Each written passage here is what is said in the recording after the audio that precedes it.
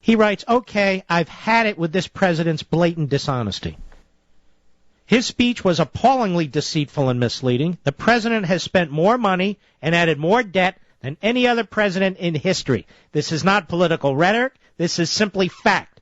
Obama's budget deficit in March of 2011 was larger than the deficit for all of 2007.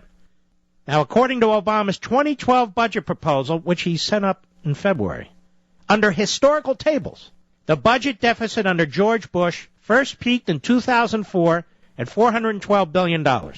But between 2005 and 2007, the budget deficit declined by $252 billion to reach its low under Bush at $160 billion.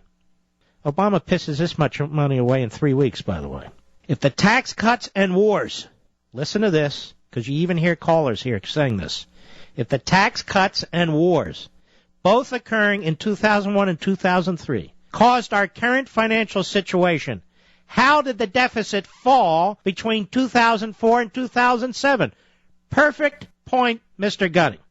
Because tax cuts increase revenue to the government by allowing people in business to invest more of their own money. As people invest, they conduct taxable transactions which bring in revenue to the government. So where does Obama come up with this claim that he inherited $1 trillion deficit? All right, here we go. In 2008, the deficit under Bush climbed to a new high of $458 billion. The reason for the climb was the fiscal stimulus and emergency spending as a result of the financial crisis. In other words, Bush's quote-unquote emergency spending. However, this number is somewhat misleading. The fiscal year for 2008 ended in October that year, pushing much of the on-time emergency spending on the 2009 budget. When you add that spending onto the budget baseline, you come up with a deficit for 2009 of $1.4 trillion.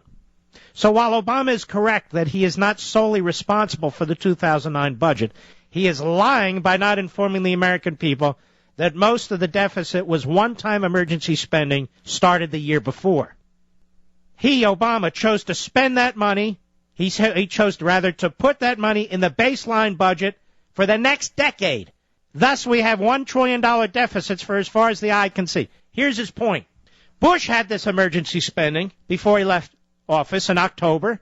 That is the emergency spending that ended on October 1. He leaves office. Obama takes that number and puts it in the baseline for future budgets, and I may add, and then has his own stimulus bill of over $800 billion and puts that in the baseline.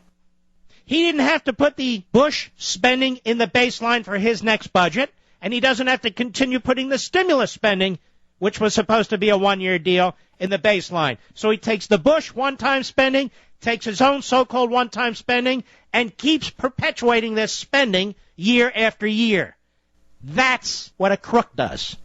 That's what a Ponzi does. That's what a Madoff does. That is what a Marxist does.